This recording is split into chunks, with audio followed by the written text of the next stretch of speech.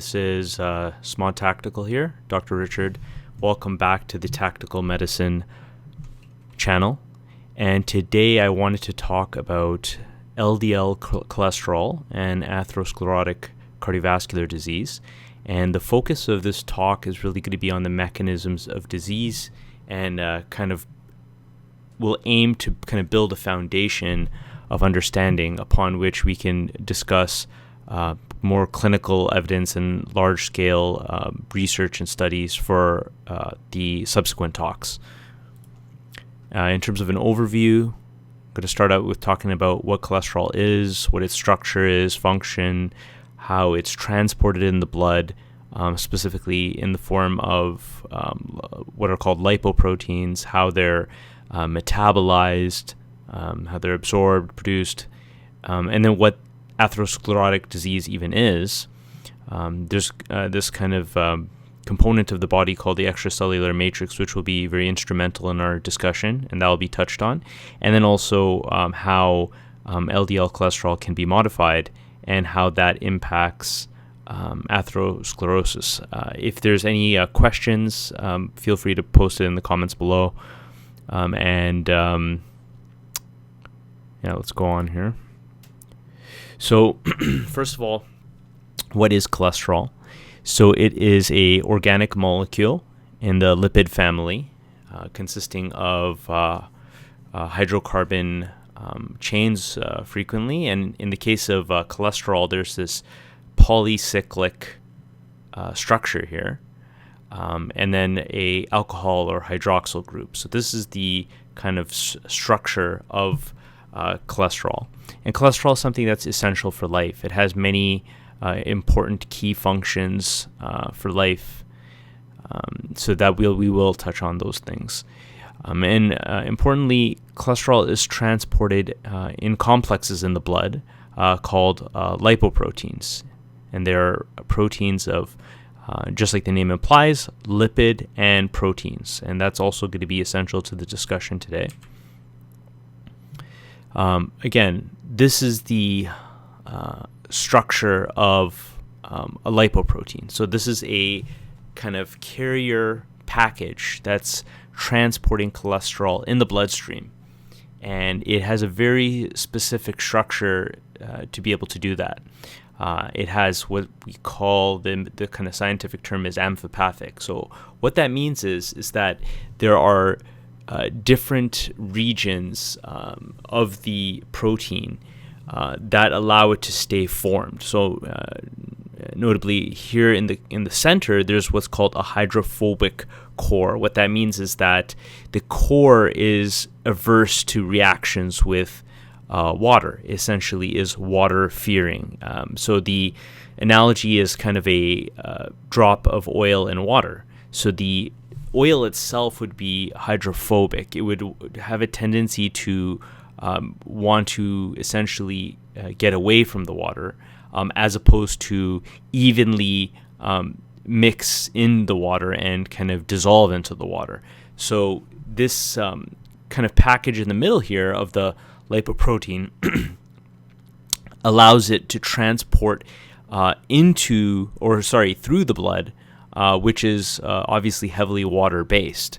And then the outer component here are these charged heads here that are hydrophilic, meaning they can essentially move through water relatively undisturbed and carry the water-fearing package inside, or the hydrophobic core. And this is a structure of a phospholipid, which is very, very crucial to understand basically all of cell biology. So the phospholipid structure consists of two domains. One is the hydrophobic tail domain, and that essentially is oriented away from water because, again, it's water-fearing. And the physics-based explanation for that is various hydrogen interactions that cause repulsion of hydrophobic domains like this from water, essentially. And then this other domain, or the hydrophilic or water-loving domain, which can immerse into water without any issues, and that consists of a charged or a negatively charged phosphate group, hence the name phospholipid. This is kind of the lipid component. This is the phosphorus component. And other lipids or other kind of members of the lipid family include, as we said, the phospholipid we just talked about, also the triglycerides. So when somebody talks about fat, when somebody says the word fat, what they're really referring to is a triglyceride. That's the medical term. And a triglyceride is as the word says here, tri, is a 3-chain structure. It has 3 long hydrocarbon chains connected to what we call glycerol, or it's a 3-carbon structure here as well, and has various alcohol groups. You'll notice the OL ending, glycerol or cholesterol, that OL ending denotes that the compound has a OH or hydroxyl group in it. That's just kind of chemistry background, or kind of background information. But the bottom line is that this is really what's commonly referred to as fat, essentially triacylglycerol. And when you break them down, which happens in metabolism, you get these free fatty acid chains, which we'll talk about later, and this kind of glycerol backbone. So again, talking about the lipid bilayer of the cells, so these are the phospholipids, and these are how they're arranged. So the phospholipid heads, the charged phosphate heads, are here on the outer parts, and then the inner parts have the phospholipid tails, which again, as I said, imagine the drop of oil in water. The tails are oriented toward each other, so this creates a pocket which is basically all hydrophobic. There's no water in this pocket, essentially, but the water of the either within the cell, or in the case of extracellular out of the cell fluid that has water, that's all oriented to the charged side, and this creates a bilayer, can create different structures, commonly spherical structures, and that's the whole basis of cells. That's how cells retain their shape. Now, where does cholesterol fit in this? Where cholesterol fits in is in the lipid bilayer itself. So you can see, this is obviously a cartoon, but there's cholesterol structures in the bilayer, and they provide a certain level of stiffness to the membrane. Without cholesterol, the membrane wouldn't be sufficiently structurally rigid and could essentially break apart, so that would make the cells non-viable. So that's why cholesterol, one of the key roles of cholesterol is to maintain this lipid bilayer of cellular walls. This is just structures in the cell, and we're going to basically go over cell biology later on in the talk. Also, other functions of cholesterol: formation of vitamin D, fat-soluble vitamin, steroid hormones. So, for example, estrogen, progesterone, testosterone. So, numerous sex hormones are based on the cholesterol framework. And then bile salts. So, bile salts are produced in the liver and held in the gallbladder, and they cycle into the intestine and essentially allow for fat digestion and fat absorption. So they're also very important, and cholesterol is a key component of bile. So here we start getting into the kind of absorption and metabolism part of the talk. So let's start over here. So when you eat fat, it goes into your intestines, into your digestive tract, and it goes into what's called the lumen, or the interior of the intestine. If you can imagine a pipe, any kind of plastic pipe, the inner portion of the pipe is medically referred to as the lumen. So it goes into the lumen here. And as I mentioned, bile is involved in absorption, digestion of the fat, and it forms these things called micelles. And micelles are essentially spherical structures of fat that form with phospholipids and that, again, harbor fatty acids. And so the micelles or I should say fatty acids are a component of the micelles. The micelles are absorbed through the cellular membrane, and this box here represents an enterocyte. So this is a cell that's lining the intestine, essentially. So these micelles or fat droplets are getting absorbed into the enterocyte and eventually break down into the free fatty acids we talked about before. Glycerol is attached, and then that forms fat here, triacylglycerol. And then in this other area here, we have this special receptor. It's called NPC1 L1. It's a Niemann-Pick type receptor, named after this disease called Niemann-Pick disease, which we won't get into just for the sake of time in this talk. But the NPC receptor essentially absorbs the cholesterol. There's additional cofactors that are involved, and essentially the cholesterol is absorbed, and you have essential attachment. This is a cholesterol ester by this ACAT enzyme. And what this does is it basically binds a chain of hydrocarbons to the cholesterol, forming what's called a cholesterol ester. So if we go back for a second, we talked about these chains here, these hydrocarbon chains. And essentially what's happening is these chains are getting attached to the cholesterol structure and forming this thing called a cholesterol ester.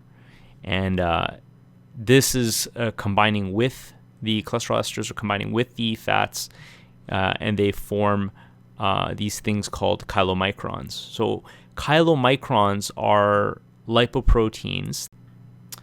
In the enterocyte, you have synthesis of one of the key proteins that forms the first lipoprotein particle we'll talk about, called chylomicrons, and that's ApoB48. So the enterocyte here synthesizes this protein, ApoB48, inserts it into the chylomicron, and then essentially the chylomicron is absorbed into the lymphatic circulation. Lymphatic circulation can be thought of as a kind of sewer system or drainage system of the body. It essentially absorbs tissues, tissue fluids rather, and byproducts and things like that, and essentially dumps them into the serum. There's a lot of filtering that happens. There's immune modulating effects of the lymphatics to essentially clean all the byproducts and essentially make sure there's no pathogenic organisms.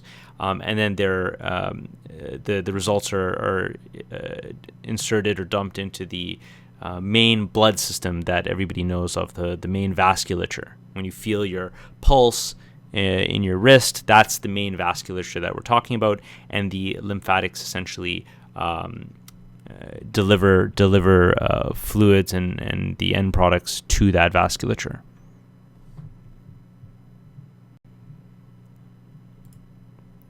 And now this is a bit of a busy slide, but I'm going to kind of go through the key points here. So these are the different forms of lipoprotein particles, at least the main ones I want to talk about.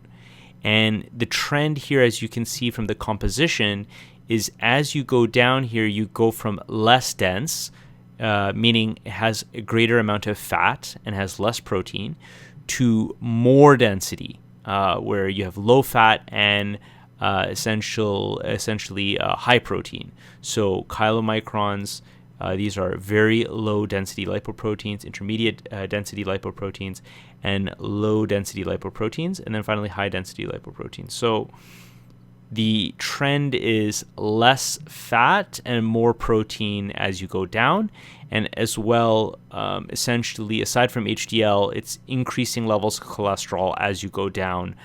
There is a little discrepancy here in terms of this cholesterol number versus the IDL, but other sources reference the LDL being up to 58% in terms of its composition.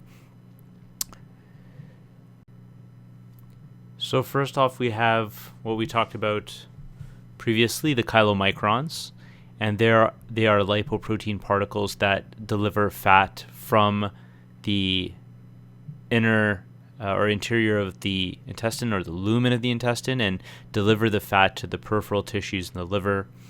they have this ApoB48 protein, and they get more proteins from HDL, or the high-density lipoprotein cholesterols, or lipoprotein particle rather. ApoE and C2 is inserted into the chylomicron, and then it's essentially processed by an enzyme, which it's going to be on the next slide, but it's called LPL, or lipoprotein lipase. And that enzyme essentially breaks some fatty acids and fat off of the chylomicron and puts it into peripheral tissues such as fat tissues, and other cellular tissues such as muscle tissue. And then the chylomicron becomes a remnant, where it is cleared from the bloodstream by the liver by binding the ApoE receptor on the liver.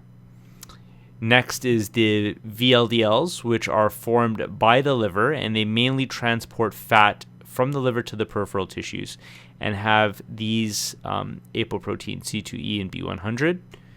Then there's the IDLs between the VLDL and LDL in terms of composition, have E and B100, and can either go to the liver or they can become LDL or evolve into LDL.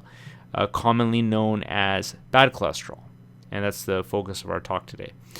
LDL is the main transporter of cholesterol from the in the bloodstream, I should say, to different cell types in the body. And as we'll see, oxidized LDL or modified LDL can lead to atherosclerosis or atherogenesis. And at this point, the LDL has just one apoprotein, that's B100, and that's going to be a key in terms of the metabolic pathways that we will discuss. And then the kind of a little bit of an outlier, the HDL, which has a kind of a reverse function. All of these prior lipoproteins are kind of delivering fat and cholesterol outwards from the lumen and the liver, whereas HDL brings cholesterol back to the liver. It has this, there's this enzyme that acts on it called cholesterol ester transfer protein, and what that does is it transports fat or the triglycerides from the VLDL to the HDL, and it transports cholesterol from the HDL to the VLDL. Now, this might seem a bit paradoxical if you think about it, because what I said about HDL, which was pertinent to cholesterol, was that it essentially transports cholesterol from peripheral tissues back to the liver, whereas here the CETP protein here is transporting cholesterol away from HDL to the VLDL. So what's the issue here? Why is that happening? Well, that is a paradoxical function of CETP, but it is what happens. Regardless, the function of HDL is still to bring cholesterol back into the liver. And it's a reservoir for apoproteins A1, E, C2. It transfers apoproteins to the chylomicrons that we talked about. So here's the slide to look at here. That's a great overview slide.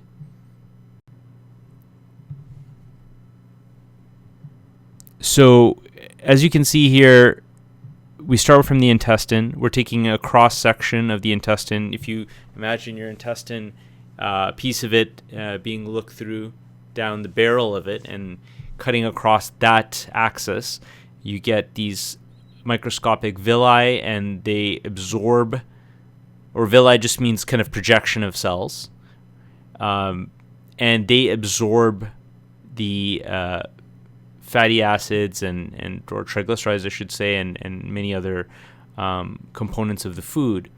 And from here, this would be the enterocyte that we talked about, that prior big box. And then the enterocyte essentially then becomes, through the enterocyte, we get chylomicrons that form.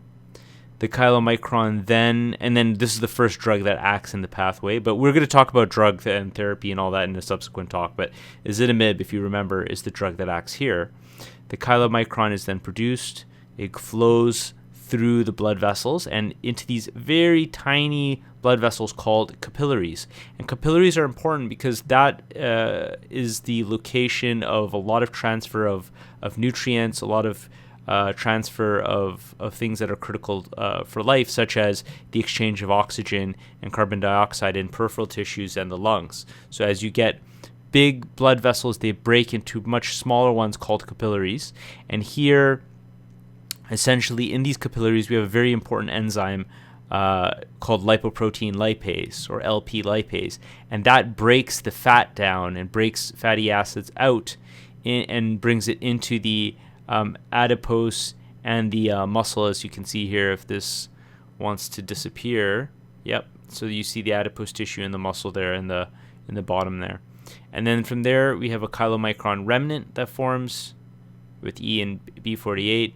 It gets uptaken into the liver, cleared from the bloodstream through this thing called endocytosis. So basically, it's just the protein being taken up into a bubble into the cells of the liver. It's not, this is just a cartoon. It's not the entire liver bending in here, but it's actually representing cells that essentially take in the remnant into the liver at the cellular level. This is what's happening. And then from there, there is endogenous synthesis of cholesterol that should be highlighted here, and we're going to talk about that as well. From here, in the liver, we have essentially, oh, and sorry, I didn't mention this here, fibrate, which is, this is a drug that actually treats high fat levels in the blood, and it does so by enhancing the function of lipoprotein lipase to break down fat. So you essentially have more fat breakdown, and you have lower levels of fat because of essentially enhanced breakdown and absorption.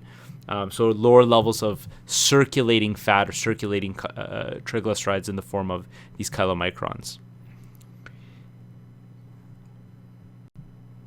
The liver then produces the VLDL, and this step is blocked by niacin. It's another medication that we use for patients that have elevated levels of fat in their blood, and hopefully we'll talk about it in future talk. And then the VLDL, again, it's a kind of a repeat of the chylomicron, but it goes back into the circulation. It goes into capillary beds, and these capillaries could be in any region of the body, really. It could be anywhere in the muscles and any region of the body, the fat. There could be immune tissues that could have capillaries. Essentially, capillaries are all over the body, and they're the main networks of nutrient exchange, so they're very, very important. Lipoprotein lipase breaks the fat down, and it gets deposited into adipose tissue and muscle. You have a VLDL becoming then an IDL, and then that can be either absorbed into the liver, and there's a liver lipase, and lipase just basically means lipid breakdown enzyme is a way of looking at it. Something that breaks fatty acids from the triacylglycerols that we talked about. So you could have further processing and breakdown and absorption by the liver, or an evolution into the LDL with the B100 apoprotein. And the LDL, essentially, its main job is to deposit, as we said, cholesterol and outside the liver into extrahepatic or peripheral tissues besides the liver tissue where kind of everything is happening. Now you'll see here statin. Now this is going to be the key drug class of drugs that we talk about in the future. And essentially where statins work is a specific enzyme in this pathway. It's called HMG-CoA reductase, and it blocks that enzyme.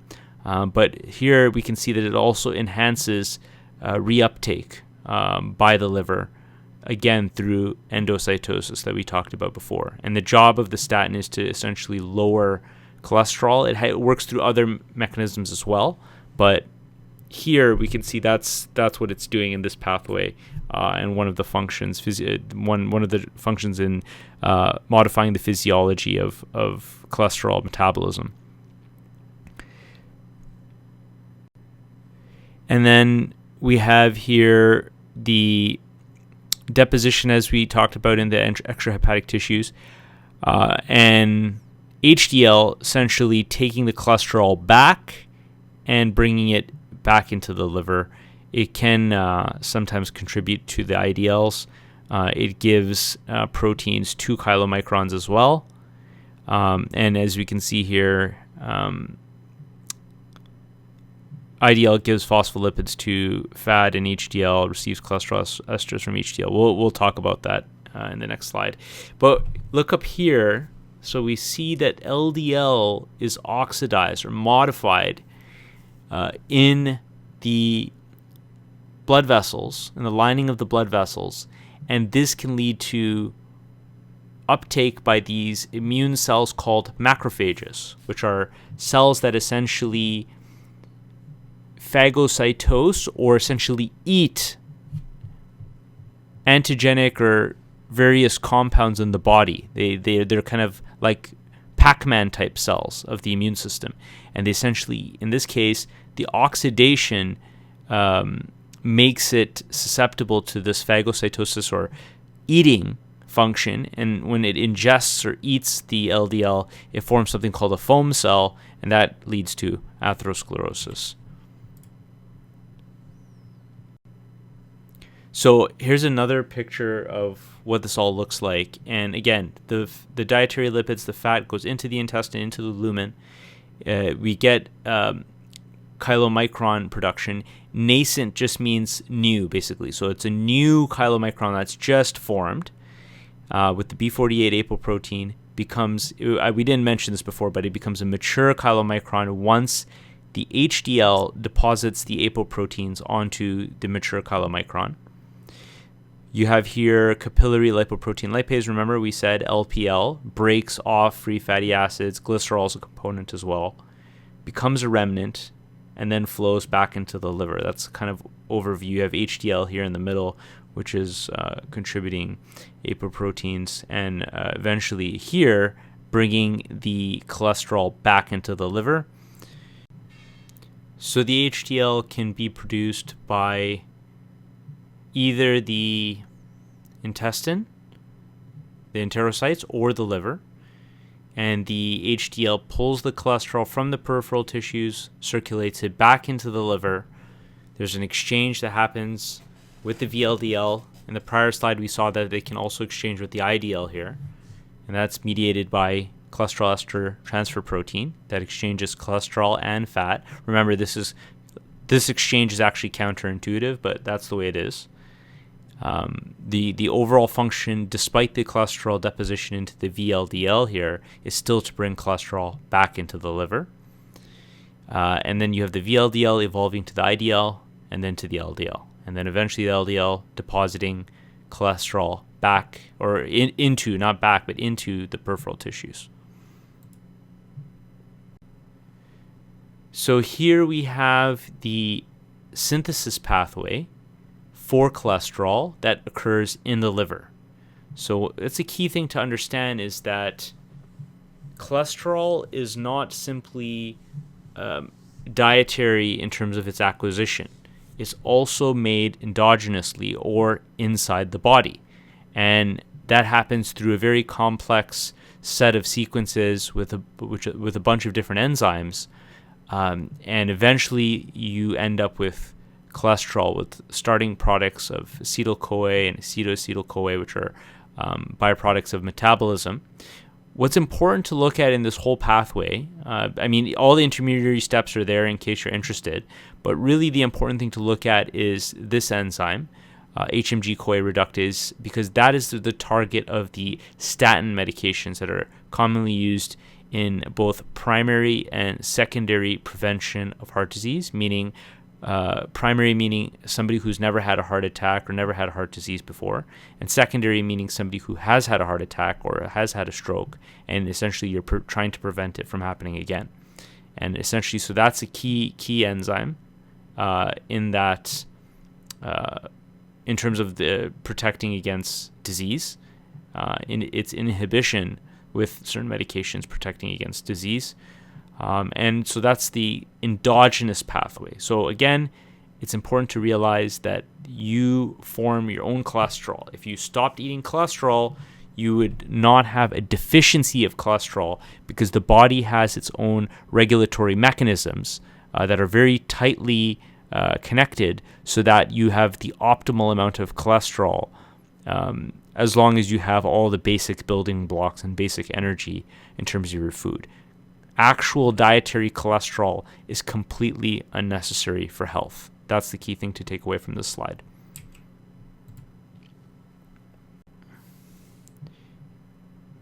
What's, again, elaborating on the function the function of cholesterol. It's essential in the formation of cell walls. The normal metabolism of LDL cholesterol, or the low-density lipoproteins, is for them to pass through blood vessel walls, pass through blood vessel cells, or cells, in blood vessels, to extrahepatic, or tissues besides the liver. In this case, it can go to the liver too, but in this case, we're talking about tissues besides the liver. It binds to LDL receptors, and it does so with the ApoB100 apoprotein that we talked about. It's taken up into these structures called lysosomes, which are big kind of, or rather than saying big, they're kind of digestion compartments. They're kind of, if you can imagine a little kind of ball of acid in the cells, or a kind of little cauldron of fire, and essentially things are taken up into lysosomes and then broken down and digested. And that's done by various enzymes, proteases, which break down protein, lipases, which break down lipids. And then the cholesterol is then incorporated and redistributed into the cell wall. And as I said, I'm not going to go into it just for the sake of time, but this process is very tightly regulated with various regulatory proteins and mechanisms, so that if you, essentially the optimal amount of cholesterol should not pose any issues. If you don't have a oversaturation of the system, then the system will work well, and it will compensate for any deficiencies by upregulating production. So yeah, as I said here, LDL uptake is downregulated once a sufficient amount is obtained, and excess LDL can be cleared. So that is true. So if you have too much LDL, there is mechanisms for it to be absorbed. Of course, this system can be overwhelmed, as we'll see, through various LDL modifications. It's important to note that the actual tissue, interstitial tissue, just means the kind of structures and tissues that are in between the different organs, contains, and part of this is extracellular matrix, which we'll talk about, but it contains a really small amount of concentration compared to the blood. The blood is where the majority of the LDL resides, and it is then diffuses into the interstitium and into the cells. It goes into the lysosomes, as we'll see here. This is the cell here, a cartoon of the cell, and it diffuses through the cell membranes into the cells. Remember this area here that's outlined with this stripe here, or this kind of border, is the lipid bilayer that we talked about, the phospholipid bilayer. So there's lots of different what we call organelles here. Just like you have organs, you have a liver, you have a spleen, you have a heart, the cell also similarly has organelles, or structures in it, that are essential to its function and life cycle. The lipoproteins are absorbed into these cells, and they break down in here, the lysosomes, and they're kind of compartments of digestion with lots of enzymes that break things down and then redistribute to the other organelles and into the cell wall here. Okay, there's a bunch of other functions. Just to briefly go through this, just to have a basic understanding of cell biology. So here, starting in the middle, is what's called the nucleolus, and this central structure produces a protein called a ribosome, and the ribosome are these little red dots here. And the role of the ribosome is essentially to help with protein production and generation of protein. So the nucleolus makes ribosomes that stud the endoplasmic reticulum here. And yeah, you have kind of this whole big structure is called the nucleus. Consists of nuclear pores, which communicate various byproducts in something called transcription, which is the generation, which is basically an intermediary step in protein generation, making kind of the building blocks of life. You have nucleoplasm, so this is just a fluid space inside the nucleus, nuclear envelope. So there's if you say this is the cell envelope or the cell layer, let me go back. If this is the cell layer, then this is the nuclear cell layer.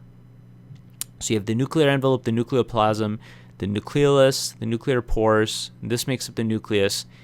You have what's called transcription, where DNA is essentially transcribed into something called RNA.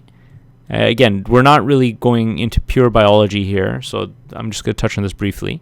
And then the RNA then gets transported into this place called the endoplasmic reticulum. From here, it's what's called translated.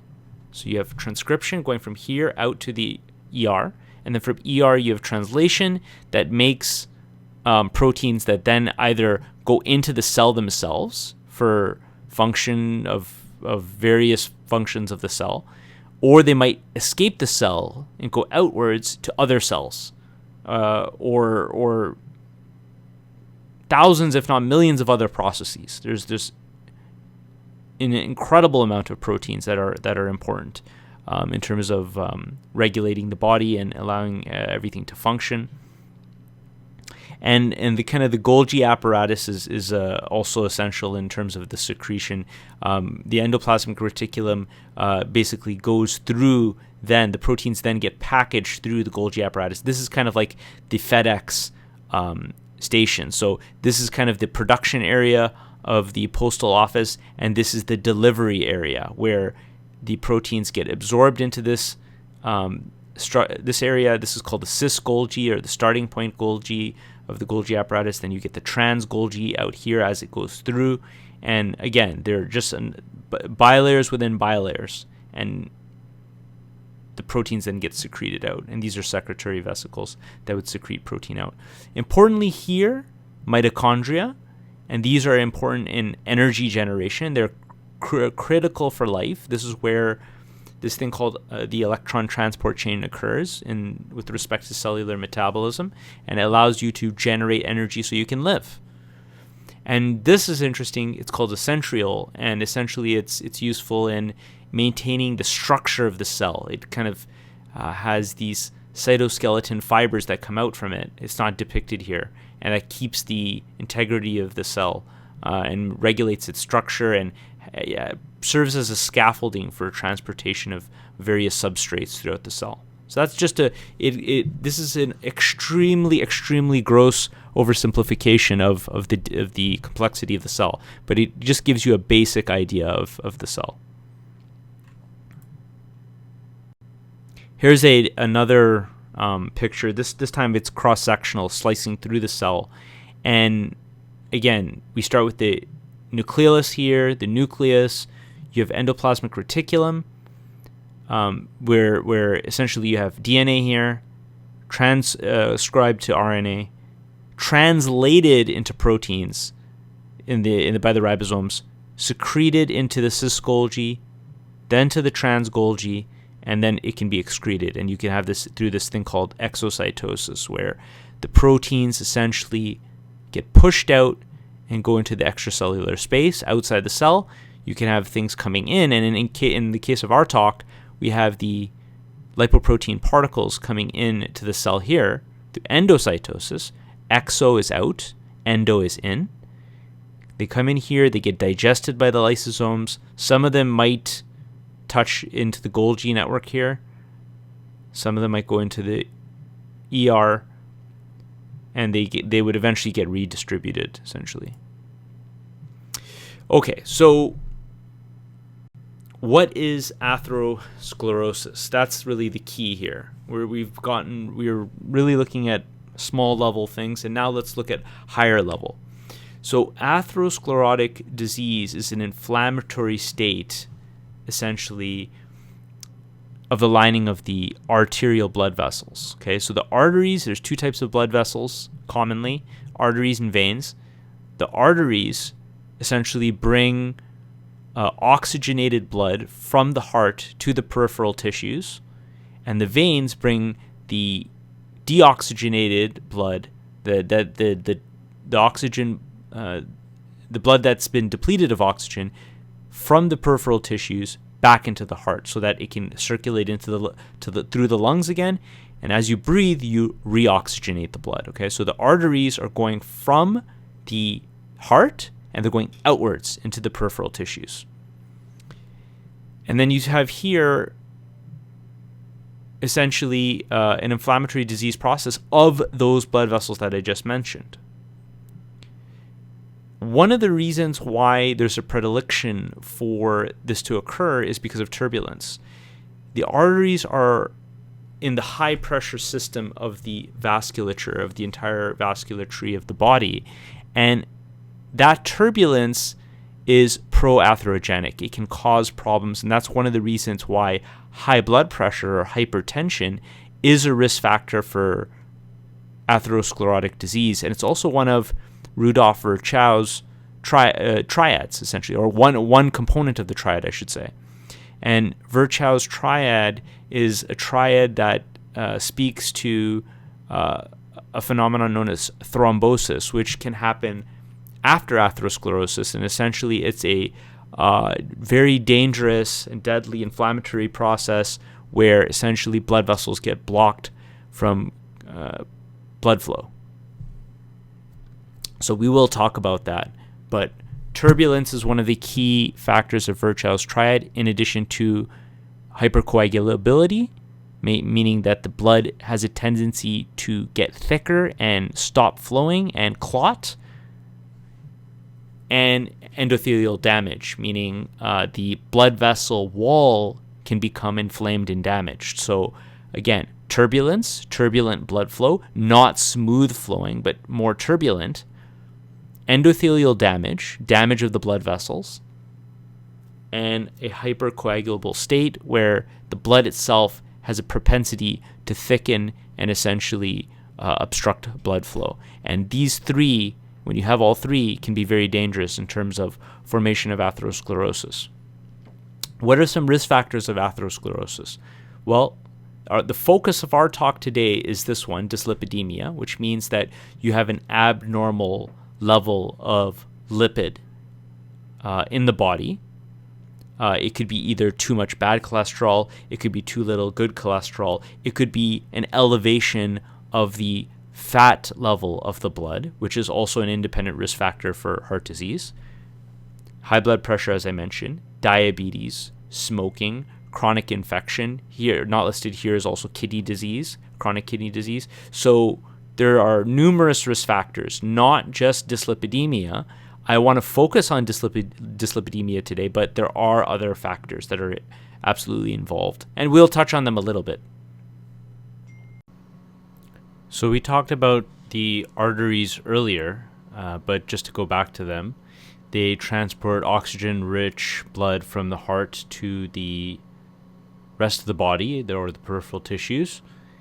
And there are different types of arteries, as you can see from these pictures here. They have multiple layers. This is the lumen or internal passageway where the blood flows. And again, this is a transverse cut slicing through, I guess you could say horizontally, looking down the barrel of the artery. Blood flows this way, and you have an inner layer, the intima, the middle layer, the media, and the external layer, the tunica externa. And you can see that there's different sizes for different types of arteries. This is the arterial or the entry point into the capillary beds that we talked about previously.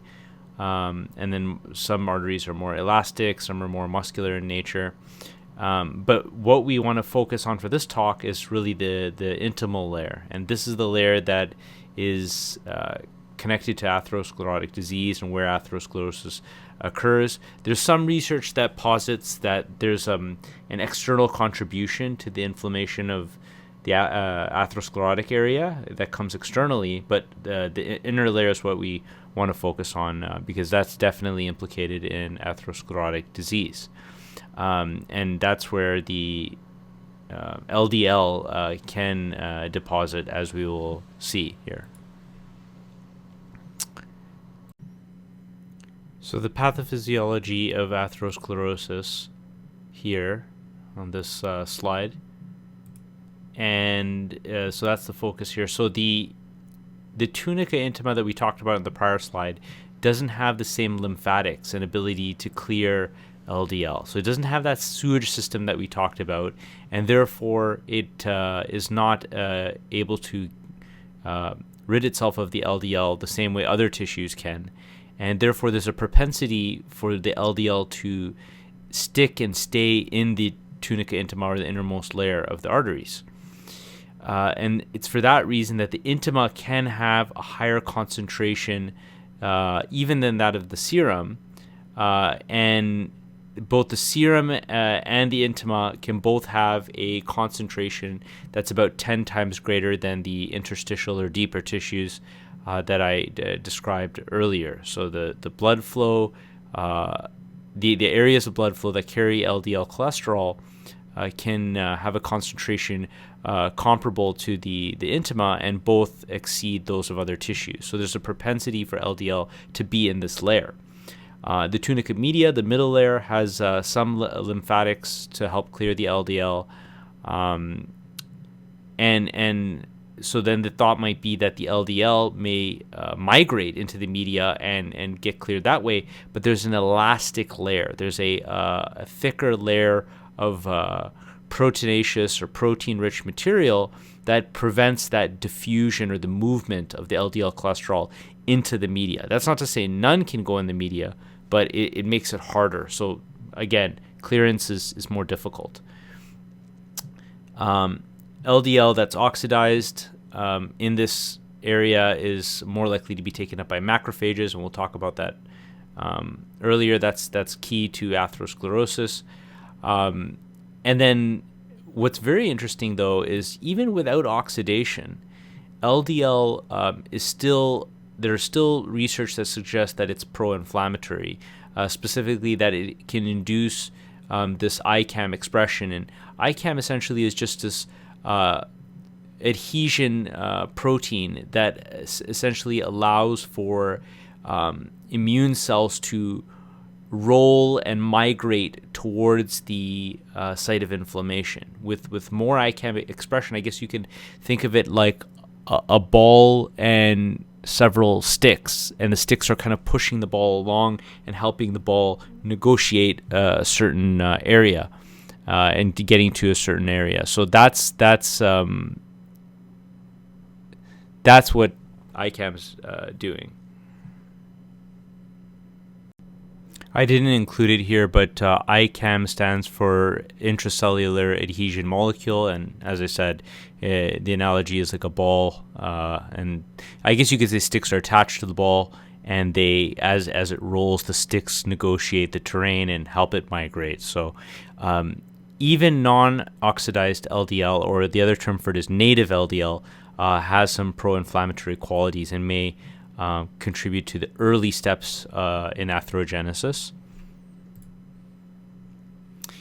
Now, the extracellular matrix. So what this is it's a scaffold or construct that surrounds cells in the body and essentially has numerous functions. One of them is structural in terms of maintaining cellular positions. The other is it acts as a mediator of transmission of signals, such as inflammatory signals.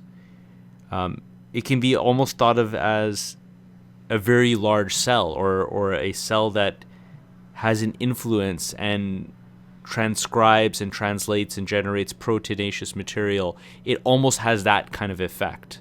And so it's very, very important in cellular biology. And in this case, in the case of LDL, it's very important in terms of binding into the intima. So here we have in this picture a huge piece of, at least depicted as huge here, of collagen. And what's happening is the collagen is part of the matrix. It's a protein. Probably a lot of you are familiar with collagen. It's famously known to be in the skin, and it's a protein that's in a linear, or it has a linear strand-like structure, oftentimes in a triple helix, as you can see here, and the collagen essentially can facilitate binding of the LDL through this intermediary LPL. Do you guys remember about what LPL was? If you remember earlier in the discussion, we talked about lipoprotein lipase and how it's very important in digestion of and breaking down fats in the lipoproteins.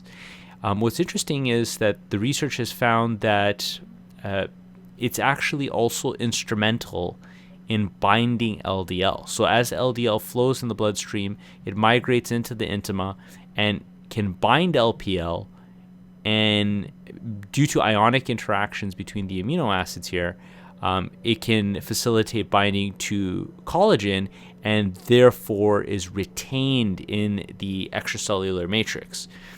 So as I said, positively charged amino acids. So the positively charged ApoB100 is represented here with these purple strands, and it's binding the LPL here. And then that is in turn binding decaran, which is here. And decaran is what's called proteoglycan. Proteoglycan is a large protein sugar structure. It's also depicted here with these strands here, and it really serves as part of the scaffolding and is in the ability for the extracellular matrix to retain LDL, and retention of LDL seems to be crucial in atherosclerosis. So the LDL is able to bind and hold into the arterial intima, and this binding can lead to essentially further modifications. So if you look here, these strands represent the proteoglycan structures binding the LDL. This is the matrix-bound LDL that's modified by various enzymes, oxidants, proteases, phospholipase A2, cholesterol esterases, sphingomyelinases, basically all these different modifying enzymes that modify proteins and modify lipids can then cause atherogenesis. These are the agents that can mediate inflammation or cause inflammation, and that can further irritate cells and generate more modifying enzymes, essentially, and more atherosclerosis. So you have essentially a vicious cycle where matrix-bound LDL is leading to more inflammation, which leads to further release of modifying enzymes, and this cycle is crucial for atherosclerotic disease. It seems also it's noteworthy that this structure, LPL here, is essential in terms of binding LDL to here's LDL, here's LPL right here, the little green disc here, and here's the proteoglycan structure that then binds collagen. So all these components seem to be required based on the studies. Here we have an overview of the atherosclerotic pathway and mechanism, and I have a kind of a description here. It starts with LDL retention in the arterial intima, or the inner layer of the arterial cells, and then hemodynamic stress or turbulence, which happens more at bifurcation points, these points in the blood vessels that separate into two different pathways for blood flow. This can lead to turbulence and stress on the blood vessel walls, which in turn can cause endothelial damage. Damage due to any other reasons is also an independent starting factor. And remember Virchow's triad of endothelial damage, turbulence, and then a third factor not here, but it's hypercoagulability. So these factors are thought to start off the process of atherosclerosis. There's research that suggests that there's a autoimmune reaction that involves this heat shock protein, HSP60, and heat shock proteins are essentially proteins that are expressed in times of stress to the body, for example, in times when the body and cells are exposed to cold, exposed to heat, exposed to UV radiation and various forms of inflammation. And basically heat shock proteins serve to essentially help proteins form correctly. They're kind of a form of chaperone proteins, so that as proteins are developed and translated and start to form into their final structures, heat shock proteins help in that process. So that's thought to be implicated here. There's an autoimmune reaction to HSP60, and that just means that the immune system is essentially reacting to the protein and essentially is targeting it as if it's a foreign body in the or foreign agent. When it's not supposed to be. And that's the phenomenon known as autoimmune disease. You may have heard of diseases like lupus or rheumatoid arthritis, and these are all diseases where the immune system attacks your own cells and your own bodily tissues because it's essentially confused. It thinks that there's a foreign pathogen when there isn't. So this autoimmune reaction is thought to be also involved in the early inflammatory process in atherogenesis. This leads to, as we talked about, immune activation. You have inflammation in T and B type cells here. Let me get the pointer here. Yeah, so T and B cells here, these are types of immune cells that then start to infiltrate the area. And then you have LDL modification, which will be very important, and we'll talk about that. But LDL modification, things that can happen. First of all, particles can fuse to form bigger conglomerates of cholesterol and protein. You can have lipids that are broken down, and that can cause inflammation, proteins that are broken down, and finally oxidations. These are various forms of modification. There are other forms, but these are the common ones that we'll talk about today. And these modifications can then lead to more essentially inflammation and release of these signaling molecules, cytokines, which essentially take part in the entire inflammatory process. And with them, with the release of various cytokines, you can oftentimes get chain reaction events and domino effects where one cell signals another cell, and that cell signals a subsequent cell. So this kind of inflammatory release of cytokines can start a very vicious cycle, and we'll talk about that as well. There's expression of VCAM1, which is an adhesion molecule. Remember our analogy of the ball with the sticks, and it's kind of essentially pushing through. So VCAM1 allows for inflammatory cells to migrate through the tissues into the site of inflammation, in this case, into the site of atherogenesis and atherosclerosis. And you have essentially these cells called monocytes. They're part of the immune system. Here's a monocyte in this picture. And these monocytes can transmigrate through little gaps here in the cells of the blood vessel walls and eventually become more evolved macrophages. And macrophages essentially are cells that, I believe I discussed this, but they phagocytose or engulf pathogens, but they can also engulf and digest LDL cholesterol. And this is very important because when they do that, and it's kind of done in an unregulated fashion, this can lead to what's called a foam cell, which is a cell with lots of cholesterol deposits, and this can then build up into an atheroma, and that's the kind of plaque or the buildup, or oftentimes seen as kind of streaks of cholesterol in the arteries. That's due to these formation of the atheroma. So yeah, foam cells can also necrose, or they can break open and release more inflammatory signaling molecules or cytokines, and this can lead to the formation of atheroma. You can get a protein covering that forms. Fibrin is a protein that's involved in the coagulation cascade, which is a essential process to allow blood to clot or essentially become hard, and is very instrumental in regulating how fluid the blood is, and preventing blood from essentially preventing you from having very serious major bleeds. It also helps in repair. So if you have, for example, a cut on your skin, or damage in your body, the fibrin and the coagulation cascade helps to form a hard cap in the area of the damage to eventually heal the damage and stop bleeding.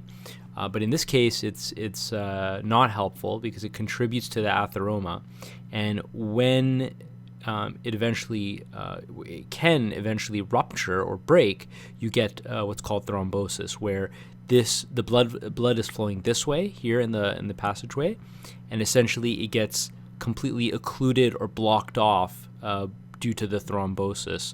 So in this picture, the atheroma would start to grow and approach the endothelial wall, and if the cap here breaks, a bunch of inflammatory material will then spew into the bloodstream and immediately occlude or block the bloodstream, and this can lead to heart attacks.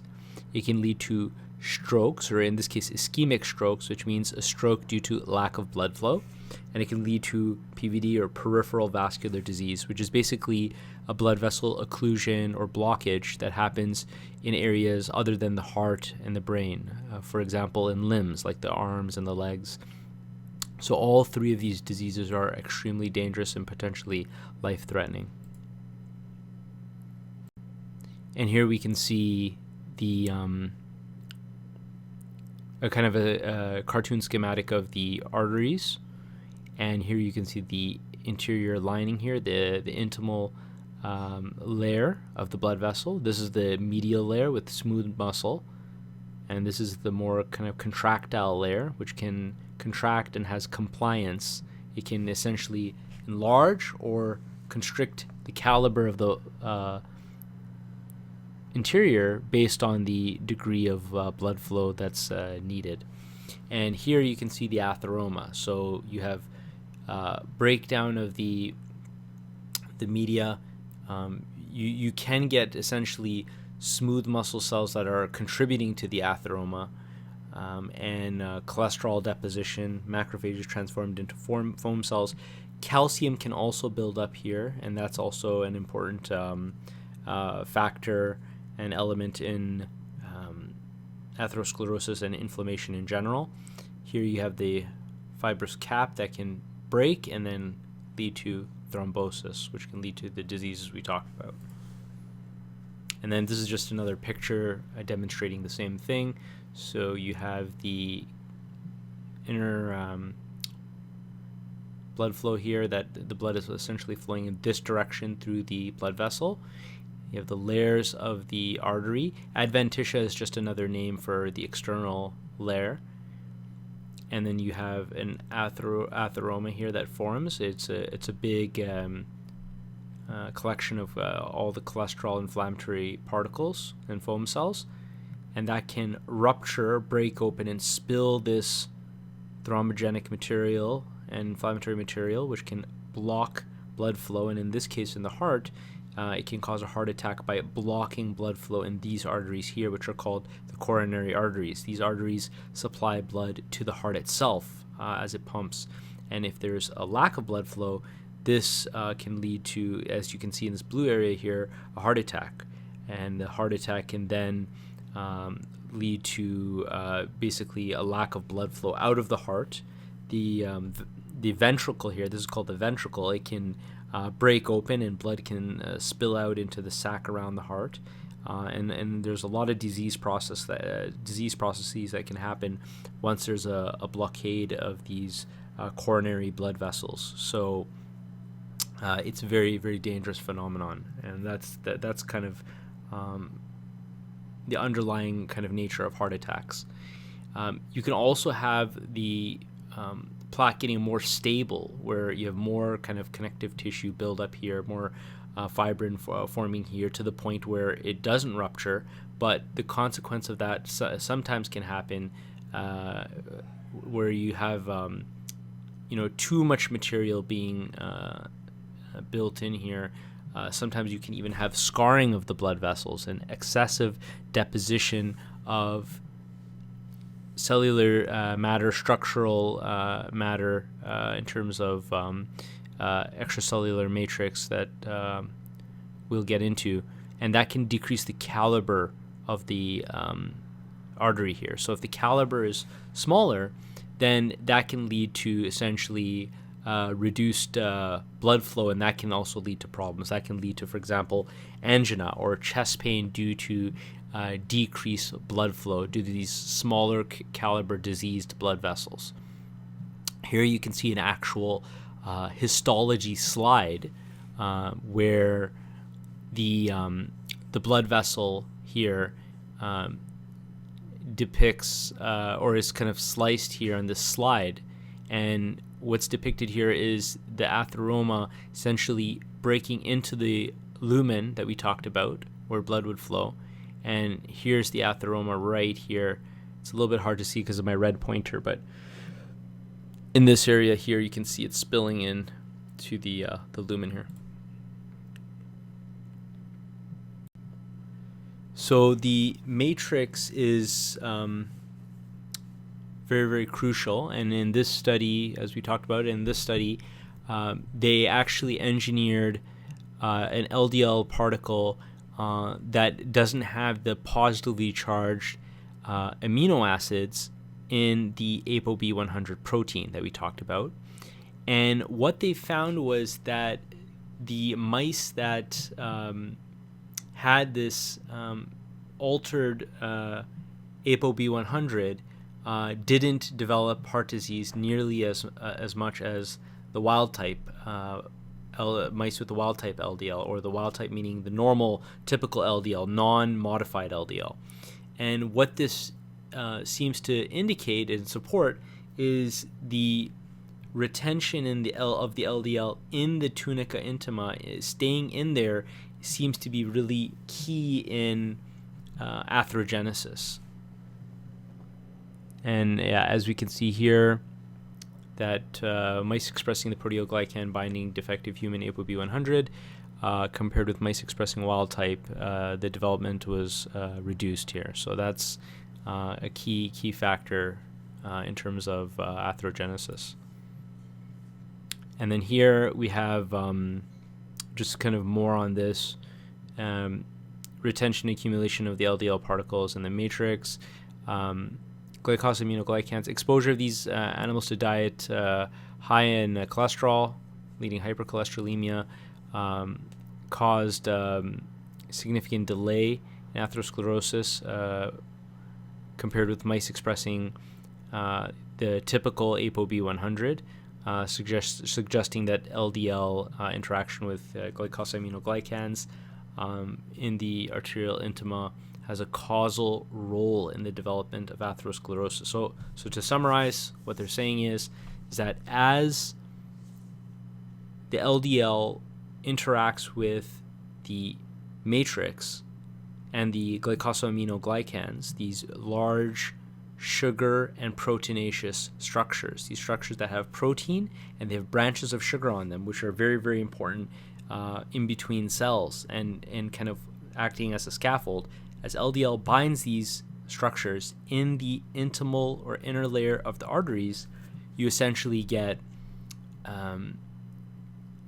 more atherosclerosis in the animal models that they studied, and this implies that LDL being retained in the matrix has a strong atherogenic effect. There's a strong atherogenic effect because when you mutate LDL, the B100 apoprotein, essentially doesn't bind as well, and those animals had reduced levels of atherosclerosis.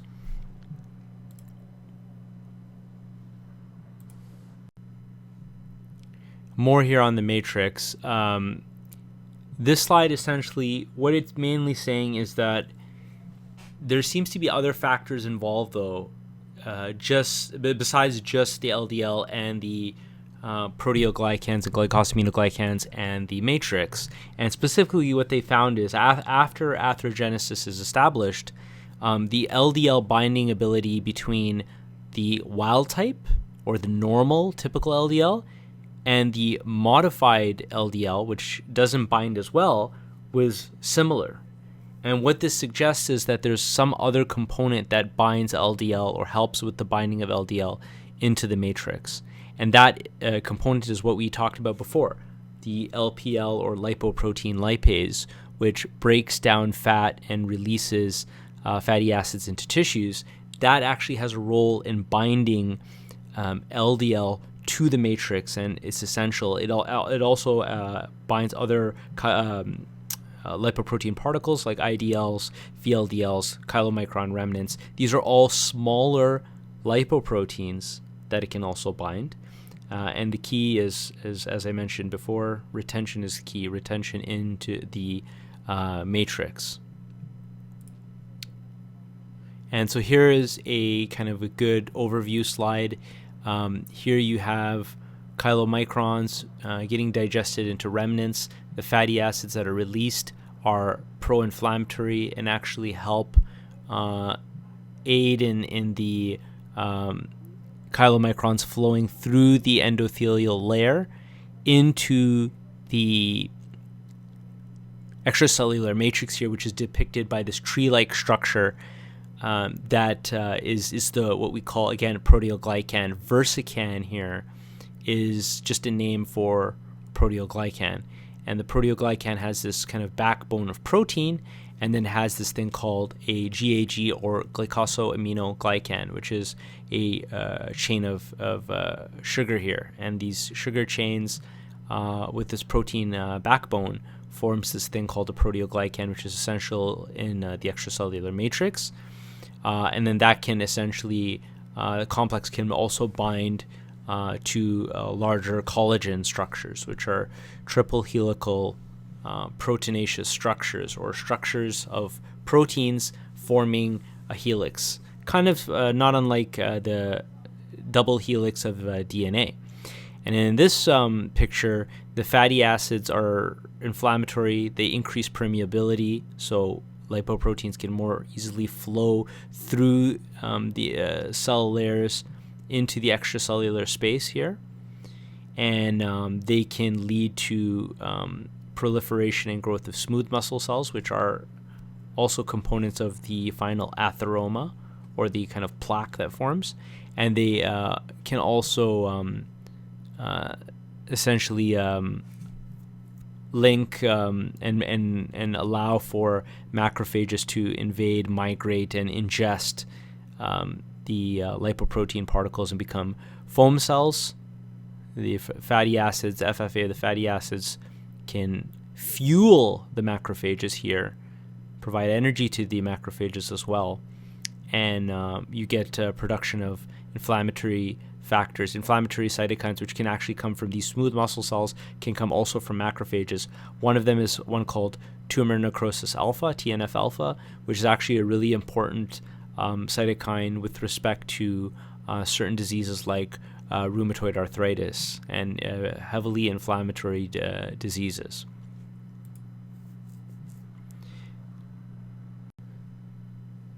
So the first modification is actually fusion, which is basically just LDL combining to form big masses of cholesterol in the subendothelial, that essentially just means under the inner lining of the blood vessel, subendothelial intimal space, leading to thickening of that inner lining that we talked about. And this can also, this fusion can also be due to turbulence of blood flow.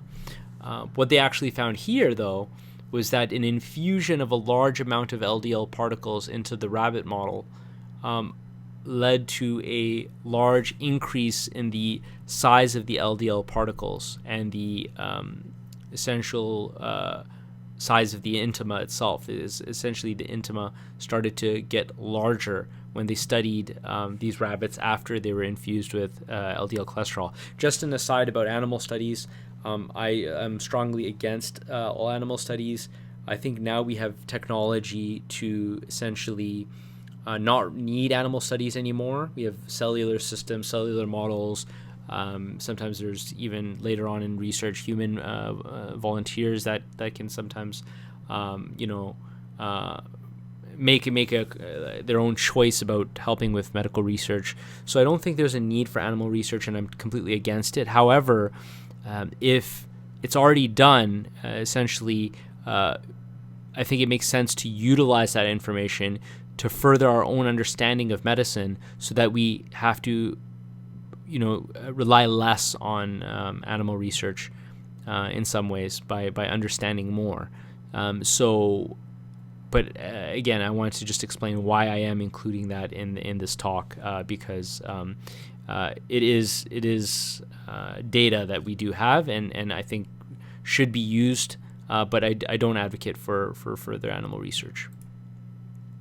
And as you can see here, this is the again, a histology slide, a real slide of tissue, cross-section of the artery. You see the intimal layer here is quite small. You have a thicker medial muscular layer, and then the external or adventitial layer. And here you can see that the intima is quite small, but it becomes actually much thicker and enlarges significantly. And you can actually see these collections of cholesterol here that are marked here. These are the what's called xanthoma, which is basically a deposition of cholesterol, not unlike an atheroma. And then here we can see again, more slides here depicting atherogenesis. You can have you see here these globs of cholesterol, cholesterol-laden material, formation of a fibrous cap. We talked about that, the fibrous cap here, and also calcium deposits. These dark purple spots here are the calcification or calcium deposits, which are important in inflammation. Here we have an eccentric or outwards thickening, as opposed to a concentric thickening, which would more be uniform around the blood vessel and constrict more into the lumen of the blood vessel, whereas the eccentric, although here it's depicted as reducing the caliber of the blood vessel, it's growing more outwards. So that's eccentric thickening, leading to foam cell formation, lipid deposition, and eventually here's the fibrous cap, which can burst and lead to severe disease. Another key way of modifying LDL is through oxidation, and that happens where the molecule, I like to call the victim molecule, essentially loses electrons to the aggressor molecule, or the molecule that's stealing the electrons. And there are various species or molecules that can do this, commonly reactive oxygen species. There's also aerobic metabolism, which is basically cellular metabolism that uses oxygen, and ionizing radiation as well. That's radiation from the sun, or UV radiation. And all of these can oxidize LDL cholesterol. They can all act as oxidizing agents. Oxidized LDL is more able to bind to the extracellular matrix, and LPL is key in that. It's very much needed in this binding process. Unoxidized or non-modified LDL, interestingly, can still bind a less or inactive form of lipoprotein lipase, but the oxidized form is much more atherogenic because it can be retained longer in the matrix. And then here, lipid and protein oxidation can actually have inflammatory effects, which we'll see. And you can just see here free radicals. These are molecules that have a lone electron in their outermost orbitals. That's getting a little bit more into the kind of physics and physical chemistry, but essentially if you look here, they don't have a complete shell of electrons on the outer layer. They have kind of a lone one, and they need to stabilize that by stealing an electron, putting it into this outer orbital cloud, and then basically essentially evolving into a more stable state. So these free radicals can therefore steal electrons, and in doing so can cause a lot of damage to cells, to DNA, to cells, to lipids, to proteins. All of them can be damaged by their actions of stealing electrons. And here are some examples of reactive oxygen species. Importantly is, or depicted here that's very important, is superoxide, which is formed through normal cellular metabolism. And I think that's a key thing to realize is, although we have some antioxidant buffering ability, and certainly lifestyle decisions we make to support decreases in reactive oxygen species, such as eating antioxidant-rich foods, would help mitigate this. It cannot be avoided as it's an essential part of metabolism. So you have production of this superoxide, and this can be very dangerous and cause damage. This can be then converted to, by this enzyme superoxide dismutase, to hydrogen peroxide. This can have some effects as well in terms of oxidation effects, but then this gets then broken down to by catalase to water, and glutathione peroxidase to water. So basically, the hydrogen peroxide gets neutralized by these two enzymes. This is just a cycle here where this enzyme, basically the substrate in this reaction gets regenerated. The bottom line is that the reactive oxygen species are part of metabolism. They can be formed by various enzymes in various metabolic pathways. And we do have an ability to break down these reactive oxygen species, but not before they can potentially cause damage, essentially. So what other areas do we see reactive oxygen species? We see them expressed as actual defenses against pathogenic organisms by immune cells. We see them in peroxisomes, which are organelles in the cells that can help digest, not unlike lysosomes. Inflammation in general leads to reactive oxygen species. Fatty acid breakdown pathways, or arachidonic acid pathways here, can lead to it. Exercise, ischemia, lack of blood flow, and then suddenly a restoration of the blood flow or reperfusion can lead to cell breakdown and reactive oxygen species release. And some environmental factors: cigarette smoking, pollutants, radiation, pesticides, drugs, ozone, and solvents. Here we see a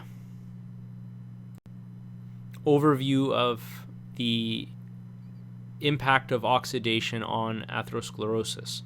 Again, the monocyte is here in the bloodstream, transmigrates between cells into the extracellular space in the matrix. From here, it can evolve into a macrophage, and this macrophage can then take up LDL cholesterol. Now, normally it goes into a special LDL receptor, but once LDL is oxidized, it no longer goes into that receptor. It goes into other scavenger receptors, they're called. So CD36, LOX1, these are all scavenger receptors that essentially bind to LDL, take them up into the macrophages in an unregulated fashion with no checks and balances, and you get a formation of a foam cell here, which can then release pro-inflammatory cytokines. It can recruit more monocytes into the area, and the cycle just continues. So that's the importance of oxidation, is this step off from the typical pathways where LDL, as we'll see in this picture, gets actually uptaken, and then essentially there's a downregulation of the receptors in the cell so that the LDL doesn't keep going into the macrophage. And without that check and balance and downregulation, you have no regulation here in these alternate pathways, and LDL is free to just continuously go into the macrophage, form these inflammatory foam cells, and that leads to atherosclerosis. There's different phases of the oxidation. You have the lag phase here, where antioxidants such as vitamin E are all consumed. Glutathione is another one that we saw that acts as an antioxidant. Proliferation phase, where you get lots of oxidation of particles happening, such as phospholipids. You get generation of free radicals. You get free fatty acids that are inflammatory. And then a decomposition phase, where fatty acids actually break down into this hydrocarbon molecule called aldehyde, and the aldehyde groups can interact with ApoB100, specifically the lysine groups, and that interaction nullifies the lysine's ionic ability to interact with the LDL receptor. And then when that happens, again, there's migration from here into the alternate pathways. So again, a way to summarize this is oxidation leads to inflammation, leads to fatty acid release. This can alter the LDL to oxidized LDL, where the ApoB100 can no longer interact with the LDL receptor. And if it can no longer interact, it then has a tendency to bind this alternate receptor, which is not regulated, and leads to production of foam cells. Now, interestingly, there is another pathway, though, for LDL to lead to atherogenesis without oxidation, and that's through pinocytosis. So what that is it's essentially external material coming into the cell. That's what it is, and it happens at a smaller scale, less than 0.1 micrometers and 0.2 to 5 micrometers in terms of the size of the vessel that is essentially coming in to the cell through this invagination of the lipid bilayer that we talked about. So some material comes, it invaginates, it breaks off here and floats into the cell, and then gets delivered to other organelles. And a bigger pinocytosis can happen. And all of these are forms of endocytosis, meaning external material is coming into the cells and then gets delivered to various organelles and has functions within the cell. So the shift from the LDL receptor to the scavenger receptors is something we talked about, but despite these mechanisms, there's an alternate mechanism, pinocytosis, where LDL can be taken into macrophages, form foam cells in an unregulated fashion. And that's also depicted here in this study, where they labeled LDL cholesterol with a marker, and that marker then shows this modified LDL. So this is a form of modified LDL where it gets taken up very rapidly, and then non-modified native or wild type LDL, which still gets taken up in a linear fashion. So that's an important thing to realize, is that LDL can still, there is a pathway where it can still be taken up into macrophages, even without the traditional LDL receptor, and even without the oxidized LDL pathway that relies on these alternate receptors or scavenger receptors. Lipolysis is another LDL modification where lipids are broken down by enzymes such as phospholipase A2, and this is leads to pro-inflammatory effects. Specifically, lysophosphatidylcholine is a pro-inflammatory marker that can lead to more monocytes coming in, forming macrophages, forming foam cells, and it can also lead to more LDL trapping and more atherogenesis. Here you have glycation, which is basically is basically the formation of this thing called an advanced glycation end product. So you start off with glucose here, or sugar, that forms these different intermediary molecules, and through these pathways can eventually form these AGEs. So these are particles that have a modifying effect on LDL cholesterol, and this is especially problematic in people with type 2 diabetes, or what I wrote here was diabetes mellitus type 2. People with diabetes type 2 have a tendency for higher levels of glucose in the blood, which can form these AGEs, and the AGEs then can alter the ApoB100 amino acids that we talked about, and again shift the binding from the LDL receptors more to the scavenger receptors, and therefore lead to a shift to the unregulated pathway that I talked about, leads to more cholesterol uptake, again, more formation of foam cells.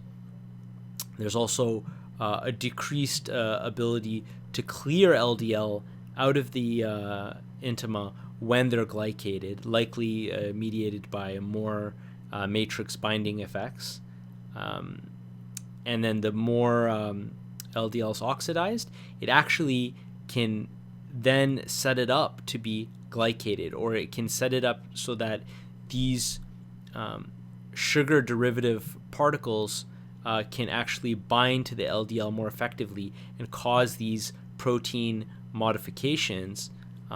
So that you can see how all these different modifications are now converging to form an overall picture of inflammation, modification, and atherosclerosis. Another interesting modification is carbamylation, which is formation of or attachment of a carbamoyl group, which is a group. It's a molecule that consists of hydrogen, carbon, and an oxygen. And a carbamoyl group essentially is attached by various particles such as cyanates. And cyanates are formed in patients that have increased what's called urea. And urea is a molecule that essentially is found to be at higher levels in people with kidney disease because they're less able to clear it out of the blood through the kidney. And also in smokers, there's a formation of this particle called thiocyanate. Both of these can form into cyanate, and cyanate, what it does is reacts with amino acids, specifically one side. It's called the N-terminal aspect of the amino acids. Amino acids have two sides, the N and C terminals. We won't get into that. But basically, cyanate reacts with the amino acids, and the resultant carbamylation, or attachment of the carbamoyl group, leads to atherosclerosis. At least it's thought that it does.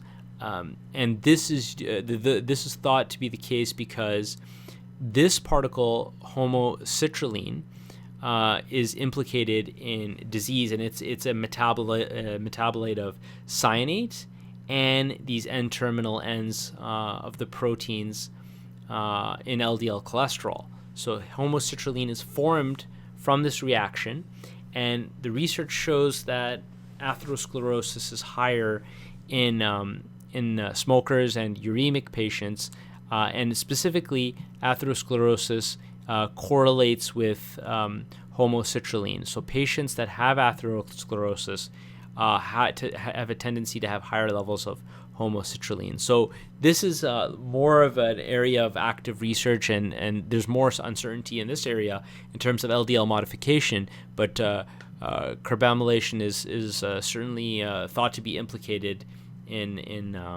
atherogenesis. And here's just an overview slide of the different forms of modification. You have oxidation, glycosylation, carbamylation, and there's these other ones that are just basically carbon chains that are added and cause modification effects on the LDL cholesterol.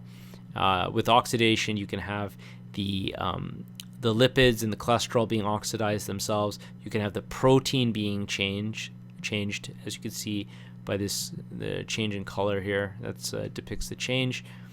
This can be due to also copper and iron ions here, and they can be cofactors in the reaction, I should say, and modifications can be due to free radicals and lipooxygenases and various particles. Glycosylation, again, due to the ages that we talked about, that can modify ApoB100 and therefore interfere with LDL binding to the LDL receptor. And then carbamylation, essentially, which again modifies the LDL in the form of modifying the ApoB100, and that can have an impact on atherosclerosis as well, as inferred from the correlation of elevated homocitrulline with cardiovascular disease patients. So to summarize here, I think we got a little bit too technical probably, but the bottom line here is LDL cholesterol. It's a lipoprotein particle critical for life. It's in cell membranes, part of steroid synthesis, vitamin D synthesis. Excessive levels can lead to atherosclerosis, and LDL modification leads to more atherogenesis, essentially. On point 3, we're going to get more into this in the next talk, so look forward to the next talk for more details about the serum cholesterol level and atherogenesis. But certainly, even in the mechanisms, you can see how the inflammatory nature of LDL and higher levels of LDL can lead to more retention in the matrix and more modification. The LDL modification leads to more atherogenesis. Retention can lead to more modification, and can lead to a vicious cycle here. Also, to go again back to point 3, the LDL uptake into foam cells through pathways where even non-modified LDL can be taken up, as we talked about before, through penocytosis, can be a mechanistic link here between LDL and atherosclerosis, or LDL cholesterol concentration, I should say, in atherosclerosis. And then atherosclerosis is an inflammatory disease, can lead to a blockade of blood flow, lead to heart attacks, stroke, peripheral vascular disease. CVA is cerebrovascular accident, which is just another way of saying stroke. And then additional risk factors are also implicated: high blood pressure, smoking, kidney disease, and then these can, as we saw today, can lead to LDL modification and more atherogenesis. And in some ways, they can also be independent risk factors as well. So this is kind of a large-scale kind of overview, or kind of just a overview of everything. And hopefully you got something out of the discussion. Just want to thank a few people. So first of all, the Ask Yourself community and Isaac. He's the one that suggested I make this channel, and I really appreciate that community. And Isaac, I find he's just a brilliant guy and a brilliant debater. And also Richard, or Vegan Gains. He's another amazing debater, and these guys are just great advocates for veganism. And I find that they're great complements to each other in the vegan community, and lots of other vegan activists, such as Simnet Nutrition, Happy Healthy Vegan. There's so many that I enjoy. I'm practically subscribed to them all, and I really appreciate all of them and everybody watching this. I hope you got something out of it, and I look forward to the next video and the next discussion. Leave comments and questions in the below the video, and I'll do my best to try to address them. There should be, if it's not up already, momentarily there should be references based on each slide in the comments area. So if you want to refer to the research I used in forming this talk, then they'll all be there for you to read yourself. So again, until next time, take care, be well.